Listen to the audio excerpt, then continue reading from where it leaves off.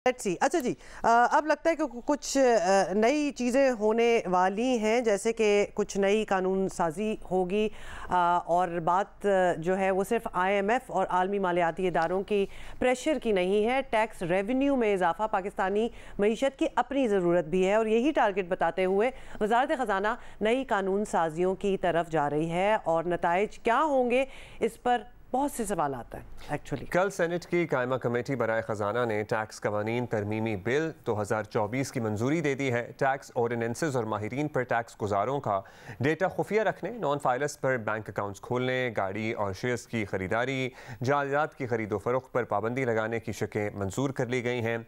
इस पूरे प्रोजेक्ट पर कल वजारत ख़जाना और FPR की टीमों ने एक तफसीली मीडिया ब्रीफिंग भी दी है। वज़ीर ख़जाना मोहम्मद औरंगज़ेब ने कहा कि अगले 3 साल में टैक्स टू GDP की शरह 13.5% तक ले जाना चाहते हैं, 13.5% तक ले जाना चाहते हैं। सूबे भी टैक्स टू GDP में 3% इजाफा करें। उन्होंने इंकशाफ किया कि टैक्स कलेक्शन बढ़ी है, एतराफ़ किया कि अभी उतनी नहीं बढ़ी। Compared to last year, actually increase है of the tax revenues compared to last year. Compared to the target we are behind. So आपकी बात बिल्कुल दुरुस्त है, तो वो हम उसको रिव्यू कर रहे हैं। ये जो सारे मेजर्स हम ले रहे हैं, जो हम लेजिस्लेशन लेकर जा रहे हैं पार्लियामेंट में, not in terms of the what and why but the how part of it. As far as I'm concerned, we are showing extreme good faith under the leadership of Prime Minister Shehbaz Sharif. अच्छा जी, ये आपने सुन लिया और इस briefing में नज़र आया कि हुकाम का टारगेट अब आमदन कम बताने वाले या अंडर फाइलर हजरात हैं और ख़ास तौर पर वो जिनकी कमाई ठीक ठाक है। भाई हम तो कब से यही कह रहे थे कि उस तरफ में मुड़ के देखें। चेयरमैन FPR अरशद लंगड़ियाल ने वजाहत की कि टॉप 5% अंडर फाइलर्स के पीछे जाने की वजूहत क्या है। अब्दुल्ला, मैं भी तो यही बात बता रही हूँ। अब सुन लें। पैसे आपके हैं ही 5% के पास, और 5% वही हैं जो गाड़ियां भी खरीदते हैं, प्लाट भी खरीदते हैं, वही एक्टिविटीज है जो हमने लिस्ट की है। बाकी ये जो 95% हमने तो इन्हें कहा है कि 800 सीसी तक गाड़ी खरीदे तो फाइलर होना जरूरी नहीं है। हमने ये भी कहा कि मोटरसाइकिल लेना है तो फाइलर होना जरूरी नहीं है, आसान अकाउंट खोल सकते हैं। अच्छा, chairman FPR by the way Rashid Langrial है, नॉट अरशद, जैसे कि मैंने कहा है और आपने मुझे नहीं करेक्ट किया, बट एनीवे आपने मुझे करेक्ट करने का मौका, क्योंकि आप जो मैं बातें बता रही हूँ आप भी वही बताते चले जा रहे हैं, मुझे बताने दो ना आगे।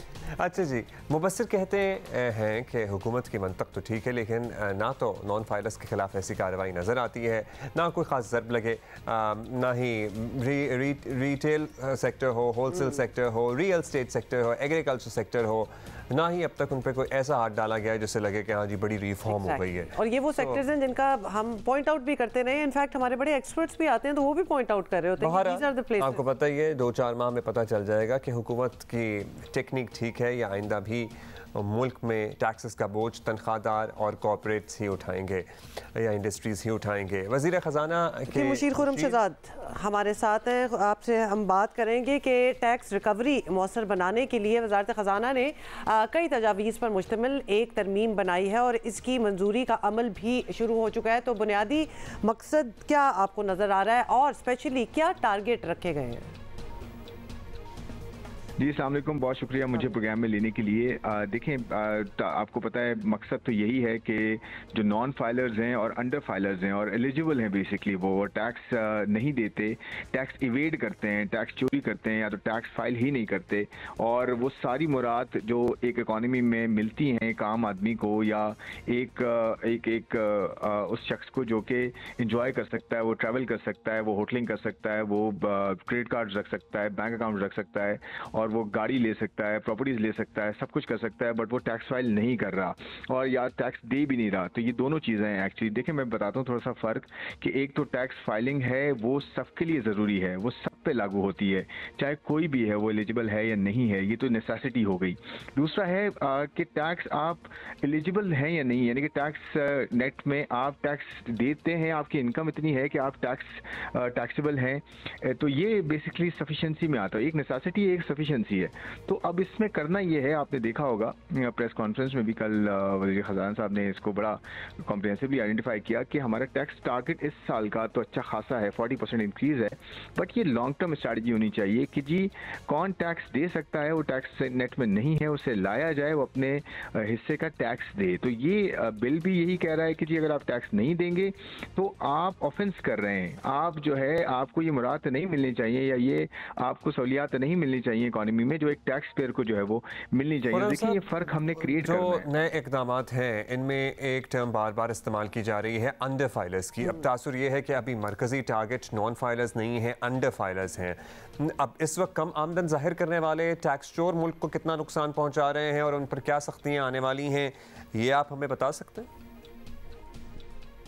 देखिए मैं आपको बताऊं 7.1 ट्रिलियन का टैक्स का पोटेंशियल है। 7.1 ट्रिलियन 7100 का जो है वो 7100 अरब रुपए का जो है वो टैक्स का आपका जो है वो पोटेंशियल है। इसके अंदर सेल्स टैक्स है तकरीबन 4 ट्रिलियन के करीब सेल्स टैक्स का पोटेंशियल है। 2 से 2.25 ट्रिलियन के करीब जो है वो इनकम टैक्स का जो है वो पोटेंशियल है और इसके अलावा फिर ड्यूटीज़ हैं और दूसरी चीज़ें हैं। तो मेरे ख्याल में 7.1 ट्रिलियन में अगर मैं आपको थोड़े से और नंबर्स दूं तो जो FBI ने आइडेंटिफाई किए हैं नॉन फाइलर्स वो तकरीबन 4.9 मिलियन है, यानी कि आप 50 लाख के करीब समझ लें। इसके अंदर जो पहला हिस्सा है, अब मैं इसका बताता हूँ कि जो 4.9 मिलियन है जो इनके पास बैंक प्रॉफिट्स भी आते हैं, विड्रॉल्स भी करते हैं, ये डिपॉजिट्स भी रखते हैं, प्रॉपर्टी ऑनरशिप भी है इनके पास, व्हीकल की ऑनरशिप भी है, टेलको स्पेंड भी करते हैं, उसके अलावा और बहुत सारी सहूलियात भी अवेल करते हैं। बट ये एग्जैक्ट नंबर्स हैं, ये आइडेंटिफाई किए गए नादरा के साथ FBR ने कोलैबोरेट किया। वो हमेशा एक बात होती आई थी ना कि जी नादरा का डेटा है, सब कुछ है, बेस्ट सिस्टम है दुनिया का, तो क्यों नहीं यूज़ करते? अब वो यूज़ कर रहे हैं। और इसके साथ साथ मैं बताऊं जो पहला बैच है वो 1 लाख तकरीबन 90,000 इंडिविजुअल्स का है जो कि एक्चुअली फिल्टर किए गए हैं, हाईएस्ट वैल्यू नॉन फाइलर्स हैं, जिनके पास मैं आपको थोड़ा सा और नंबर्स देता हूँ जो कि रफली जो है पूरे साल का अगर आप देखें बैंक प्रॉफिट ये कम से कम कमाते हैं 13 लाख रुपए पर मंथ बनता है, 1,10,000 के करीब तकरीबन। 3 गाड़ियाँ ऑन करते हैं कम से कम, 2 प्रॉपर्टीज ऑन करते हैं कम से कम, और इसके अलावा जो है 3.5 मिलियन पर एनम ये विड्रॉ भी करते हैं बैंक से और डिपॉजिट करवाते हैं तकरीबन कोई 28 मिलियन के करीब, तकरीबन 3.25 करोड़ रुपए के करीब बैंक अकाउंट्स में, और एक क्रेडिट कार्ड कम से कम ओन करते हैं। तो ये देखिए कितना एग्जैक्ट डेटा निकाला गया है। 1,90,000 तकरीबन 1,86,000 टू बी स्पेसिफिक इंडिविजुअल्स हैं और इसके ये 5% बनते हैं तकरीबन। तो 4.9 मिलियन की जो हम बात कर रहे हैं उसमें से पहला बैच निकाला है, इनको अब जो है वो इनसे कनेक्ट किया गया। इनमें से काफ़ी लोगों ने जो है वो तकरीबन 35,000 प्लस लोगों ने जो है वो फाइल करना शुरू कर भी दिया है। उसके अलावा भी और हो रही है फाइलिंग। एक अच्छा खुर्रम शहजाद ब्रेकअप बड़ा प्रिसाइसली आपने बता दिया। अच्छा ये बताएं कि पाकिस्तानी मईशत को टैक्स की और ख़ास तौर पर डॉक्यूमेंटेशन की बड़ी ज़रूरत है और इसीलिए ऑब्वियसली ये सब कुछ किया जा रहा है, लेकिन एक दफ़ा फिर हम देख रहे हैं कि रिटेल सेक्टर जो है उस पर हाथ नरम ही नज़र आता है। क्यों होता है ये? इतनी हम बातें कर लेते हैं, आइडेंटिफाई हुई होती हैं चीज़ें कि कहाँ कहाँ आपको सब कुछ छोड़ दें, इन पे अपनी कंसंट्रेशन दें, लेकिन नहीं होता। और दरमियाने दर्जे के दुकानदारों की हम बात नहीं कर रहे हैं, हम बड़े दुकानदारों और कितनी बार हम ये बात कर चुके हैं, it seems like we keep repeating ourselves. सियासी मजबूरियाँ अपनी जगह, क्या ये तस्लीम कर लेना पड़ेगा कि इस सेक्टर का कोई कुछ नहीं बिगाड़ सकता? नहीं, मेरे ख्याल में इम्प्रेशन ठीक नहीं है। और अभी रिसेंटली जो है आपको पता है ना, ये 3 बड़े सेक्टर्स हैं जिनकी हम बात करते आए हैं, और इसमें जो है प्रॉपर्टी लैंड का एक सेक्टर है, इसमें एग्रीकल्चर सेक्टर है, इसमें रिटेल होलसेल एंड ट्रेड का सेक्टर है।